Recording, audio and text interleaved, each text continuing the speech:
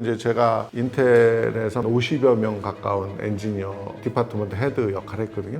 거의 50명 매니지한 한국 사람은 아마 인텔 내에 없었을 거예요. 그때 당시 제가 유일했을 거고, 제가 실리콘밸리에서 가끔씩 이제 초청을 받아가지고 가서 강연을 하거든요. 거기 우리 선후배님들한테 여쭤봐요. 여기서 리더로서 역할 하시는 분 손 들어보시라고. 불과 5% 10%도 안 돼요. 객관적인 이런 프로세스에서 임원까지 올라가지 못하는 거는 우리의 문제가 상당히 크다고 저는 생각을 해요. 왜냐면 인도나 중국 CEO들 많잖아요. 그 원인을 보면 그런 거예요. 저는 이제 반도체 전문가로 시작을 했고요. 그리고 이제 국내 기업에서 경영자로서 엔지니어링 디파트먼트 헤드를 해왔습니다. 그러다가 이제 문화와 사람에 대한 이해가 너무 중요하다는 걸 느끼고 정책 개발 쪽으로 참여를 했고요. 또 투자 관련된 기관에서 CEO로서 근무를 한 적이 있습니다.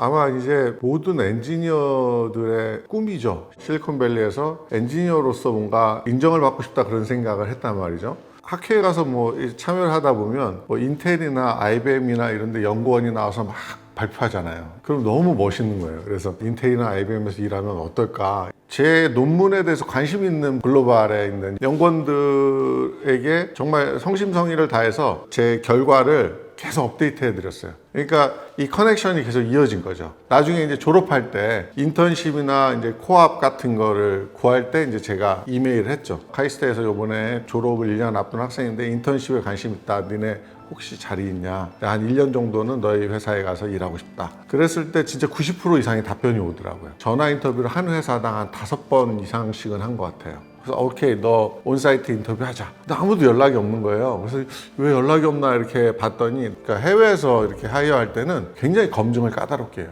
한 서너 배 이상의 비용을 들여서 초청을 한단 말이에요. 근데 이 친구가 우리가 생각했던 것보다 퀄리파이가 안 돼요. 그러면 어떻게 돼요? 그런 비용에 대한 부담? 그게 있는 거예요. 그래서 주로 보면은 로컬 하이어를 선호하는 거예요. 그러니까 지역적인 어드밴티지가 있는 거죠. 그래서 저는 이제 그때 머리를 썼던 게 뭐냐면은 11박 12일에 인터뷰 출입을 만들자. 그렇게 해서 각 회사들에게서 드는 비용을 한 번에 n분의 1에서 나눠주자. 그럼 어차피 로컬 하이어한테 드는 비용하고 큰 차이는 없잖아요. 그래서 예를 들어서 이제 첫 번째 인터뷰하는 인텔은 니네는 원웨이 인터내셔널 항공료만 내라. 그리고 뭐 두 번째 뭐 마이크론 테크놀로지 갔을 때는 거기는 이제 국내선이니까 인텔에서 마이크론 가고 비용을 니네가 내라. 이렇게 해가지고 다 스플릿 했어요. 그래서 그렇게 하다 보니까 이제 이 매니저들이 얘 누군데 이렇게 이 많은 회사에서 인터뷰를 하나 이렇게 이제 그러면서 이제 경쟁이 붙었어요. 이 대단한 친구인가 보다. 그래서 저는 인텔에 처음에 인터뷰 하는데 너가 뭘 해주면 올 수 있냐 우리 회사에. 그때 이제 필립스 반도체라고 산호세에 있는 데서 오퍼를 이미 받았어요. 내가 인텔에 조인하려면 갚아야 되는 게 있었는데 재정적으로 우리가 갚아주면 너가 그 의무에서 해방이 되냐. 해방된다 그랬더니 알겠다. 얼마나 줘야 되냐. 그래서 이제 6만 불을 갚아야 된다. 근데 내 6만 불을 승인할 내 권한이 없으니 보스한테 어프로를 받아서 너한테 연락하겠다. 이틀 지났나? 연락이 온 거예요, 인텔에서. 야, 너 우리 오퍼 주기로 했다. 그리고 이런 패키지가 될 거다. 6만 불이라고 했는데 인텔이 12만 불을 준 거예요. 그래서 내가 깜짝 놀라서 어떻게 6만 불 갚아야 된다는데 12만 불 줬냐 그랬더니 이 매니저 답변이 정말 감동이었어요. 너가 6만 불 갚으려면 10만 불을 받아야 4만 불 세금 내고 6만 불 갚을 거고 너도 하이어링 보너스가 좀 있어야 될 거 아니냐. 그런 것도 우리나라의 인사과 쪽에서는 배워야 되는 거예요. 왜냐하면 우리나라는 어떻게든 적은 비용을 들여서 좋은 사람을 데리고 오면 성공인 거예요. KPI가 그거예요. 근데 그게 아니거든 사실은. 그래서 그런 부분이 굉장히 인상적이었고 내가 인텔을 딱 조인할 때 인텔의 그 건물의 로고를 보면서 너무 자랑스러운 거야. 내가 이 인텔에서 드디어 일하게 됐구나. 그때 당시에는 뭐 넘버 1, 2 하던 테크 기업이기 때문에 지금으로 치면은 뭐 애플 같은 기업이죠. 그 이유가 뭐냐면 나를 너무 웰컴해 준다는 느낌이. 내가 인텔을 위해서 최선을 다해야 되겠다. 그 부분이 그때 당시에 이제 7개 글로벌 회사로부터 오퍼를 받았던 어떤 게 되고, 제가 이제 실리콘밸리에서 일하고 싶다라는 그런 의지, 항상 이제 그걸 원하는 그 열정이 저를 자연스럽게 그걸 준비하게 만든 것 같아요. 우리나라는 승진하려면 어떻게 해야 돼요? 줄을 잘 서야 돼요. 막 이러죠.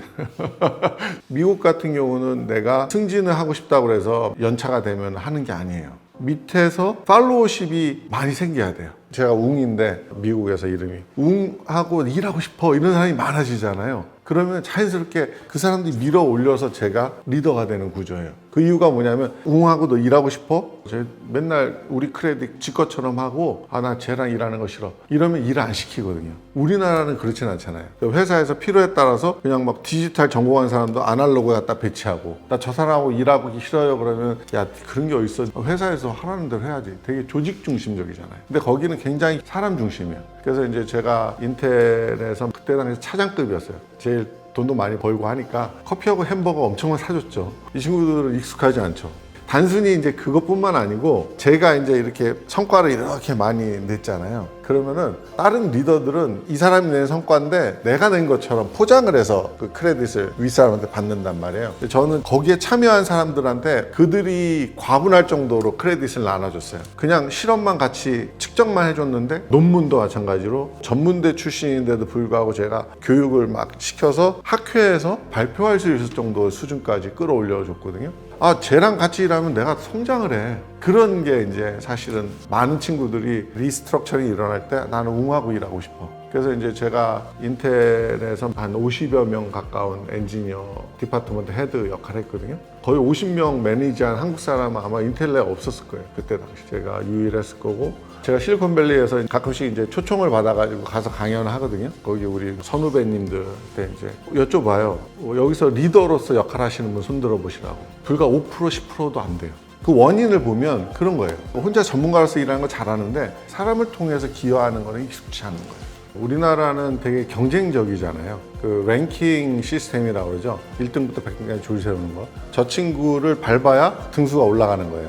그러니까 1+1이 2보다 훨씬 크거든요. 협업을 잘하면. 근데 우리나라는 1+1이 2보다 작은 경우들이 너무 많아요. 그런 스킬이 글로벌 리더가 되고 하는 데는 굉장히 필요합니다. 객관적인 이런 프로세스에서 임원까지 혹은 CEO까지 올라가지 못하는 거는 우리의 문제가 상당히 크다고 저는 생각을 해요. 왜냐면 인도나 중국 CEO들 많잖아요.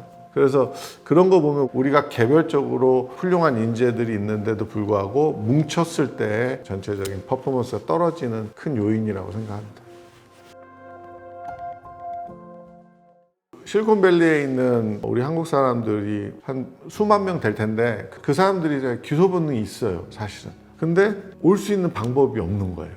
대학 교수 자리도 별로 없고 산업계 스카우트해서 갔다 해서 3, 4년 후에 다시 컴백하고 이게 우리가 생각했던 거 완전 다르다. 박사 맞추고 가면은 한 10년 지나면 애플이나 구글 글로벌 기업들은 $500,000씩 막 받거든요. 우리나라의 부사장급 이상의 연봉을 받는단 말이에요. 굳이 여기까지 와서 이게 나만 잘하면 되는 게 아니고 한국식 문화에 또 적응을 해야 또 성공하니까 그런 거에 대한 위험 부담이나 이런 게 못 오게 하는 거죠. 그런 걸 싹 바꿔줘야 되는 거예요, 사실은. 그 사회 구조적인 그 문제점. 그리고 우리나라 기업은 인재들을 독식하고 있기 때문에 인재에 대한 소중함은 모른다. 예전에 이런 일이 있었어요. 제가 실리콘밸리에 있을 때 구글이 일하기 좋은 직장 17년인가 연속적으로 1위 자리를 했을 정도로 구글이 정말 엔지니어들한테 인기가 많았어요. 애플의 스티브 잡스하고 구글의 에릭 슈미트가 둘이서 이제 이메일을 주고받은 거예요. 애플에서 근무하던 사람들이 이제 구글로 많이 빠져나가니까 스티브 잡스가 컴플레인한 거죠, 에릭한테. 이제 우리 사람 많이 빼가냐 그랬더니 에릭이 미안해, 나 담당자한테 그거 지시해놓게 해가지고 담합을 했어요. 서로 지원하는 그 사람 안 받기로. 그러고 나서 인텔도 거기에 합세를 한 거예요. 아도비도 합세한 거예요. 그래서 하이텍 임플로이 엔티트러스트라는 게 소송이 진행이 돼서 합의금으로 415밀리언을 받아냈어요. 6만 명의 엔지니어들이 소송을 한 거예요. 왜? 우리 직업 선택의 자유를 이 회사들이 담합하면서 침해했다. 저도 이제 나중에 참여는 안 했는데 변호사가 연락이 와서 사인하면은 $10,000 돈 보내준다 해서 사인했더니 세금 띄고 $10,000이 왔더라고요. 어쨌든 주니까 받은 거죠. 그게 이제 그거예요. 구글이 아주 파격적인 대우를 직원들한테 해주면서 좋은 엔지니어들을 막 뽑아갔단 말이에요. 다른 하이텍 회사들이 구글을 흉내내기 시작한 거예요. 근로 조건도 너무 좋게 만들고, 갑자기 인텔이 그렇게 짠돌이 회사가 막 커피 공짜로 주고 막 과일 공짜로 주고 뭐 엔터테인먼트 하는 그 룸도 만들고 막 엄청나게 리노베이션 한 거예요. 그래서 저는 그때 느꼈던 게 뭐냐면 전체적으로 인더스트리가 상향 평준화가 되는구나를 느꼈어요. 이제 우리나라가 왜 MZ 세대들이 견디기 힘들 정도의 그런 문화가 됐느냐, 저는 그 인재 독식에 있다고 봐요. 인재들을 확보하는 노력을 스스로 했다면 많은 부분 개선이 됐겠죠. 우리는 많은 부분 하향 평준화를 시키고 있거든요. 그게 굉장히 우리 인더스트리 발전에 뒷다리를 잡는 거고, 해외에 많은 인재들이 국내로 유입하지 못하게 하는 그런 장애가 되는 거예요. 그래서 그런 부분에 있어서 과감하게 인재들이 해외에도 나가고 벤처 스타트업으로도 나가고 이러면서 인재를 확보하기 위한 노력을 기업 스스로 할 수 있게, 그런 환경이 돼야 글로벌에서 굉장히 매력적인 그런 기업으로 재탄생할 수 있는 거죠.